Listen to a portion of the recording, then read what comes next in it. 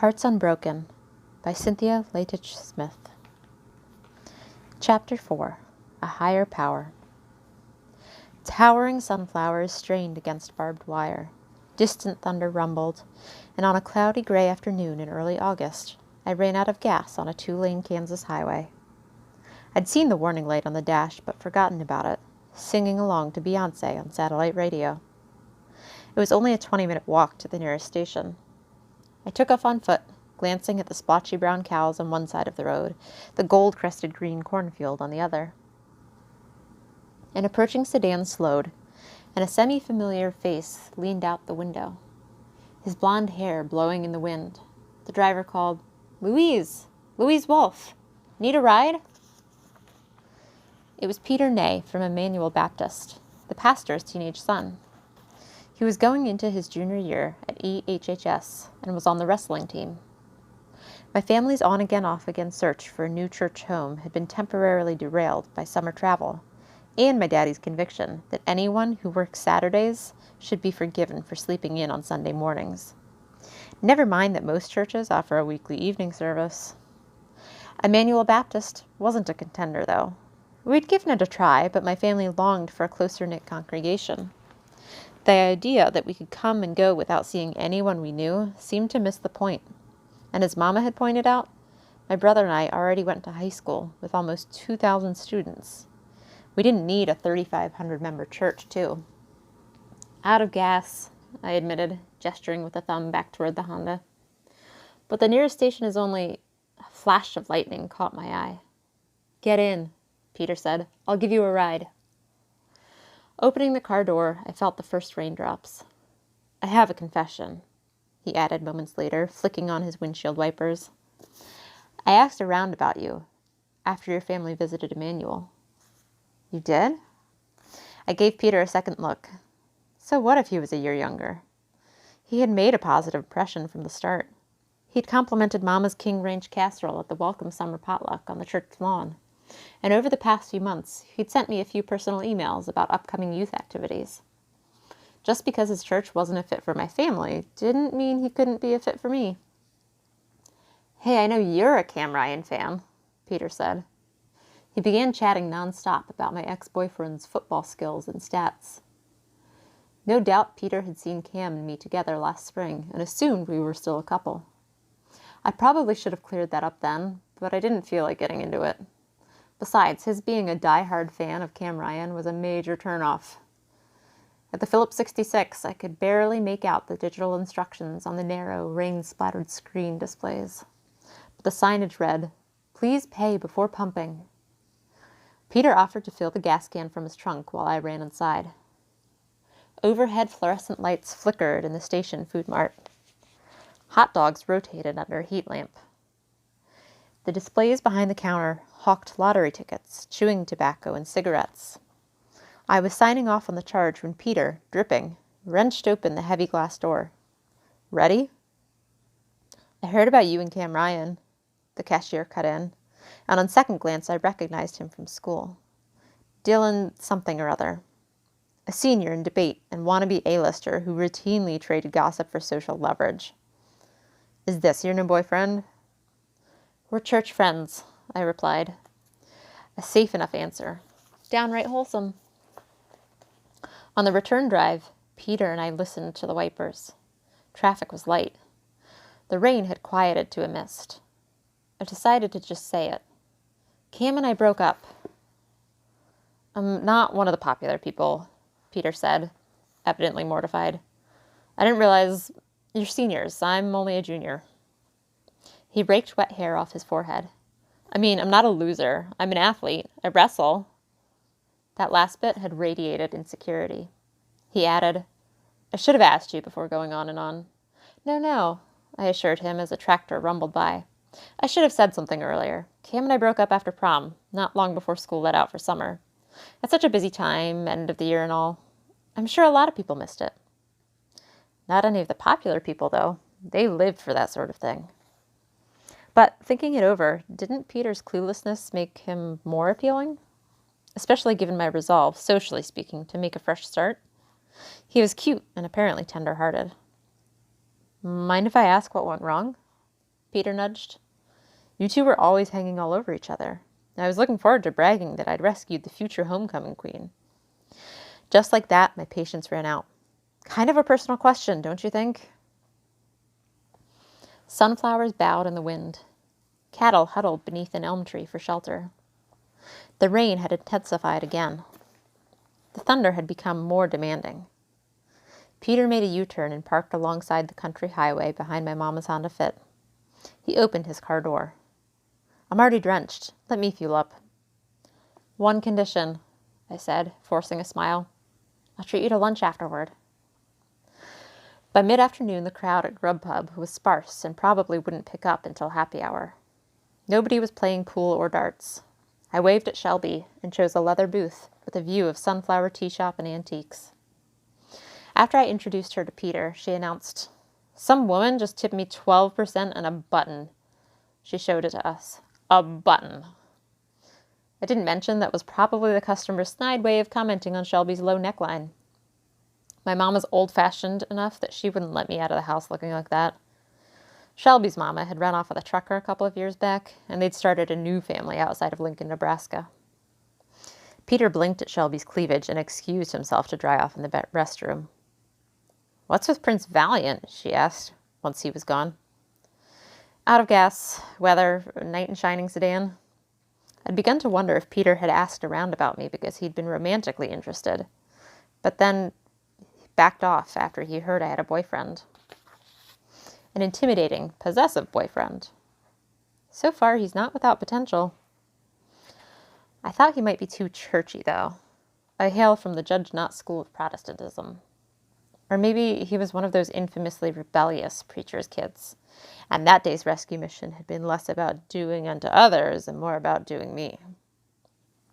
Shelby extracted a pen from the thick twist of her auburn hair, and I requested 2 plates of dry rub wings.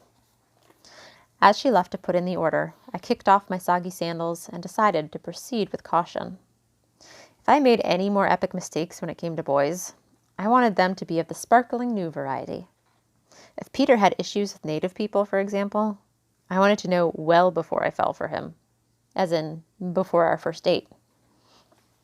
After he returned to the table, we made small talk about the planned Emmanuel Baptist expansion.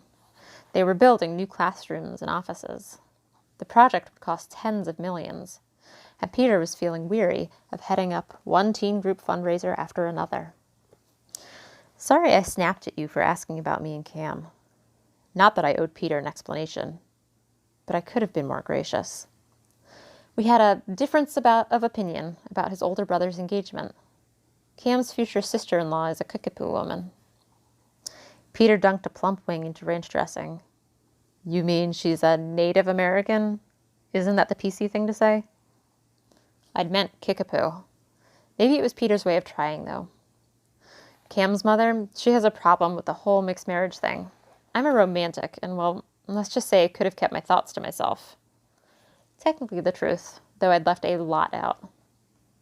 Peter pushed away his plate of decimated chicken bones. That sucks. He began cleaning his fingers with a wet nap. Too bad they don't go to Emmanuel. My dad does a lot of family counseling, and he always says officiating weddings is his favorite part of the job. That had sounded like a winning answer, until Peter concluded, and we host weekly AA meetings in the church conference rooms, too. Toward the end of her waitressing shift, Shelby asked the manager if I could help clear off a 10-top so we could cut out sooner. Rinsing dirty plates in the cramped, messy kitchen, she asked, "You're sure that Peter wasn't talking about Mrs. Ryan?" I was starting to wish I hadn't mentioned it. Pretty sure. Because Peter did do a solid today, and he was all goo-goo eyes, and let's face it, Cam's mother, known to tip a few. Plus, Louise, you know how much I love you, but you overthink everything in that giant brain of yours, and you can be sensitive. It's what makes you such a great friend. But sometimes the air was hot, stuffy, and greasy. I loved the pub, but it was a wonder the health inspector hadn't shut the place down. I loaded glassware into the dishwasher. Sometimes what? The cook, Carl, was a friendly, scruffy white guy with a prominent belly. He lowered a metal basket of waffle fries into the bubbling oil. Give the guy a break. He was just being honest. A lot of Indians are alcoholics. He raised his voice. Hell, a lot of people are alcoholics. I'm proudly 2 years sober, little girl. Doesn't make me a horrible human being. A Star is Born. Outside the men's dressing room, my little brother modeled a pair of dark wash Levi's. Better, I said. We should pick up a couple of belts, a brown one and a black one. This was the week before high school started. Twice, Mama had taken Huey clothes shopping and come home empty-handed because, at the last minute, they'd caught a summer blockbuster flick instead. Basically, Mama felt guilty about the time she had to devote to earning her JD and MA in Indigenous Studies. And Huey liked watching superhero movies better than trying stuff on. I'd decided to make it my business. That fall, Huey and I would be on the same campus for the first time since elementary. But it's not like we'd see each other most of the day. From what I could tell, he hadn't made any close friends at middle school last semester. Over the summer, he'd bonded with the kids at the nearby American Indian Youth Summer Camp, focused on science and technology, but they all lived in the next town east of us. Ensuring Huey's clothes weren't bully bait was one way for me to look out for him. He gave himself the once-over in the full-length 3-panel mirror. Shoes? My brother, who is not especially athletic, has an irrational love of athletic footwear. Shoes, I promised. Huey changed back into his cargo shorts, and we waited in line to check out behind a couple of accounting students shopping for suits and talking about their job search. I tried to imagine Huey as an accountant. It seemed like a career well suited to a quiet, reserved person, and Huey's best subject is math. I signed up for the class newspaper, I reminded him. That's a class, but it's kind of social, too. Trying not to sound too much like Mama, I added, Have you thought about getting involved in any school activities? You worry too much. Huey shook his head. I never should have told you about those jerks in Cedar Park. You can relax now, Lou. I've got it all figured out. Stepping to the sales counter, I reached into my bead-accented purse for my debit card. As the clerk rang up our purchases, I said, Okay, fill me in. What's the Huey Wolf personal strategy for high school success? I looked up, yes, up, at my baby brother under the fluorescent lights. When had he grown taller than me? What? Huey quickly raised and lowered his eyebrows, relishing the suspense. We exited the department store into the bustling outdoor mall, and he paused at a kiosk of Kansas-themed gifts. As in Kansas Jayhawks, Kansas State Wildcats, sunflowers, and the Wizard of Oz movie merchandise. The latter manifesting in snow globes, magnets, keychains, wine glasses, music boxes, and utterly darling ruby slipper earrings. My shy left-brained brother held up a holiday ornament of the Tin Man's head like it was a trophy. I'm auditioning for the fall musical, Huey announced. The Wizard of Oz.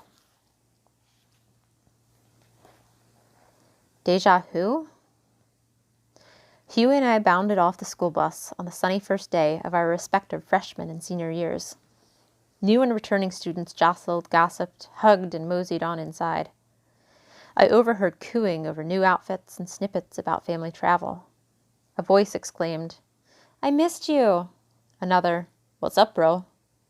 Another, Oh my God, she's such a slut. As we passed the 8-foot-tall honeybee statue, Huey warned, Cam, 2 o'clock. All 135 pounds of my brother bristled at the sight of my alpha jock ex-boyfriend, who was artfully slouching against the brick wall like he was posing for a men's fashion catalog. No worries, I told my brother. He's just waiting for someone. Turned out that someone was me. Lou, over here! I'd already decided to make a point of saying howdy to him. The way I had it figured, my day-to-day life would require a lot less effort if Cam and I were on friendlier terms. Besides, I'd done the rejecting, which arguably made him the injured party, and he was making an effort, publicly. Are you getting back together with him? Huey asked. Lou, please, Cam called again. Please? Not the plan, I assured my brother. Have a great day. I watched Huey disappear through the formidable front doors and smoothed my wavy hair, which, given the humidity, was already a lost cause. Didn't matter. I may not be movie star beautiful, but I'm solidly girl next door cute. Hourglassy with muscular legs and the gleaming smile of a dentist's daughter. That said, Cam and I still had a history. I didn't want to think about how many girls he'd hooked up with over the summer. It wasn't that I wanted him back or wanted him to eat his heart out, but I had my pride. I didn't want him to take one look at me and wonder what he'd ever been thinking either. We hadn't run into each other all summer. We hadn't spoken since he'd read my breakup email and told me to fuck off last spring in the junior hall. I strolled over like it was no big deal. "I missed you," Cam said, pulling me into his arms. "Lulu, no one knows me like you. There's nobody I can talk to the same way." The hug, no, the vulnerability in his voice, caught me off guard. I opened my mouth to say I wasn't sure what, and Cam kissed me like we'd never broken up. His tongue claimed mine. His hands slid to grip my behind. We'd had our share of PDAs, but nothing like that. I shoved him away. "What the hell do you think you're doing?" "What now?" Cam countered. "Fuck, Louise, I can't do anything right, can I?" I left him there with his back against the brick wall. At lunch, Shelby ambushed me entering the chaotic cafeteria. "I knew I should have driven you and Huey to school," she said. "Clearly you can't be trusted anywhere near Cam Ryan without a personal bodyguard who is immune to his bullshit." "I didn't kiss him," I clarified, making my way to the food service line. "He kissed me. There's a difference. And he had no business kissing me." She gestured to the loud, unruly jocks table. "You're not sitting with them now." Hadn't I made myself clear? "No," I assured her. "I'm sitting with you." Hello and goodbye lines. I don't remember noticing Joey that first day in AP Government. I was preoccupied, contemplating Huey's latest text that EHHS was the best school ever.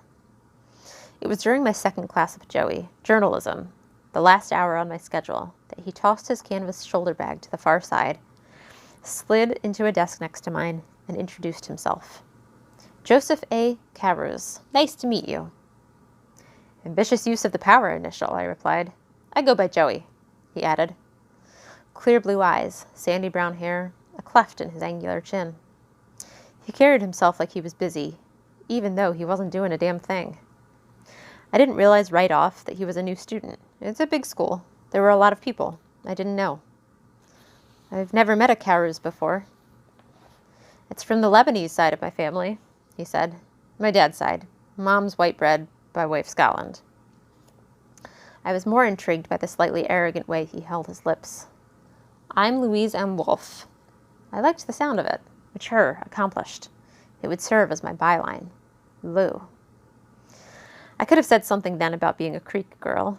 It would have flowed from the conversation. It would have saved me a lot of heartache and drama. But I was too busy flirting. Joey's full lips twitched. "M?" "Melba," I replied, like the toast. "Never heard of it."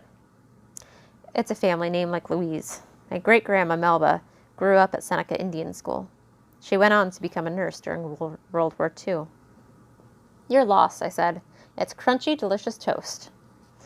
The bell rang and our perky 30-something teacher launched into her welcome speech.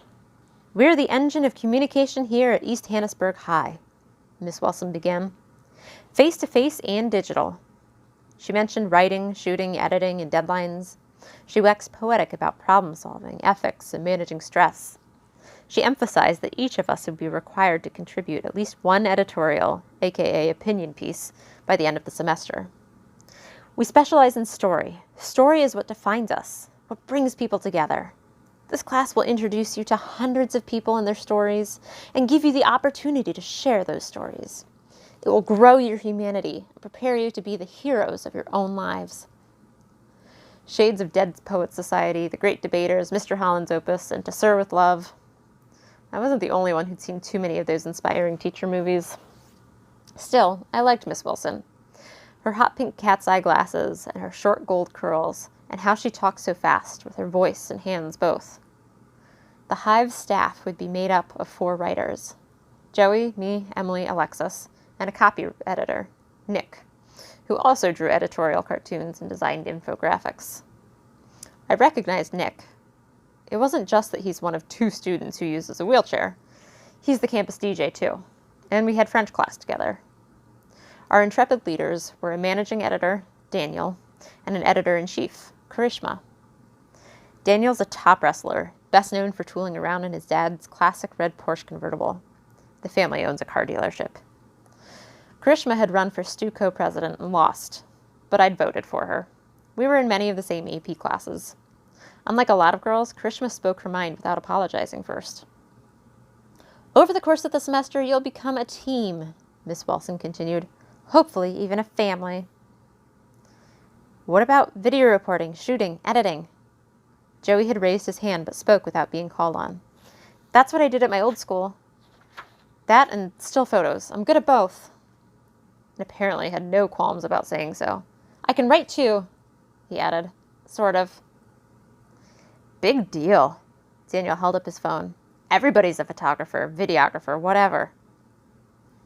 Check out last year's results at state, Joey shot back. Our school is so sports saturated, it took me a moment to realize he was talking about high school journalism contests. Miss Wilson pushed up to sit on the front of her desk. You'd need to coordinate with the other reporters and cover your own stories, too. I can handle it, Joey said. After a beat or two, he seemed to realize that he'd jumped in before the teacher was done talking. That's all I wanted to say. He paused. Go ahead.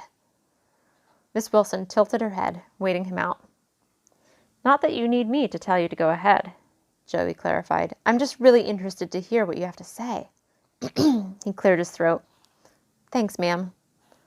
You're quite welcome, she replied. My mama was an English teacher for 20 years back in Texas. I could read teacher brain Miss Wilson like Joey. She thought he'd be a handful, but in a good way.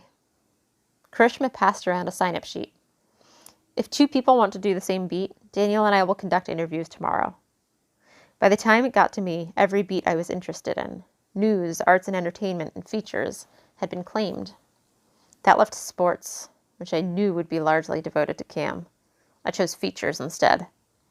I'd have to interview against Joey to get it. After the final bell, lockers clanged over the billowing chatter. Huey had texted to say he wouldn't be riding the late bus. He was going to a new friend's house after the info meeting for the musical. Huey had already made a friend. My little brother is a freshman, I muttered to myself in the hall. This is the first day of high school and he's already cooler than me. Over my shoulder, Joey chimed in. It's my first day here and I'm cooler too. That's up for debate, I said, glancing at him. Not as tall as Cam, but still hovering around 6 feet. Broad shoulders, wide chest. And where did you come from? Overland Park. It's a mega middle-class Casey suburb on the Kansas side of the Kansas-Missouri state line. A lot like Cedar Park or East Hannesburg. Strolling alongside me, Joey answered the obvious question. My parents split up. Mom got a job at Hallmark's production center in Lawrence, and I moved with her to East Hannesburg. Dad works for Southwest Airlines, but we're only an hour from KCI Airport. Heading up the stairs, I chose the safer topic. Your dad's a pilot? Was he Air Force? Yes and yes. Mine was Army, a dentist. We passed the long row of orange lockers lining the senior hall on one side, the windows looking out the interior courtyard on the other. I noticed a couple of dance girls, noticing that Joey and I had noticed each other. Any brothers or sisters? I wanted to know. Older sister. Joey adjusted the strap of his canvas bag. You ask a lot of questions. You'll make a good reporter. He paused for dramatic effect. The features will be mine. Aren't you the optimist? I replied. He laughed and gestured a locker. This is my stop. It was my cue to say goodbye and keep walking. I lingered instead. Joey reached inside his locker for a biography of Ansel Adams from the school library. He'd stuck a party pick on the inside of the metal door. While Joey was distracted, I studied the image of him in a navy suit, standing behind a slender white girl in a short, lacy violet dress. The magnetic frame had been decorated with puffy neon purple ink. A gift, I realized, from his date. His girlfriend? You're in my AP government class, I said, spotting the textbook. That's right, Joey said. I sit 2 rows to your right, 1 seat up. How specific, I replied. You know, coming from someone so much cooler. That scored me a grin. Once he'd packed up, we moved on side by side to the intersection of the lobby and the walkway bridge linking one wing of the school to the other. the administrative and nurses' offices, library, and the majority of the classrooms to the east, the multipurpose room, gyms, locker rooms, auditorium, indoor pool, and whatnot to the west. Joey paused alongside the immense sports trophy case. Lou, do you want to... I'll see you tomorrow, I said, tempted to get to know him better, but erring on the side of caution. Yes, I was already infatuated with Joey. He made an intriguing first impression. But Peter Ney, the last intriguing boy I'd met, had automatically equated all native people with alcoholics. And Tommy Dale Brown, the next to last intriguing boy I'd met, dated only white girls. The prevailing theory was that Hollywood had warped his mind. Besides, I'd chosen the Hive as my new place to belong. On staff, Joey was the competition, and it's not like I needed a boyfriend.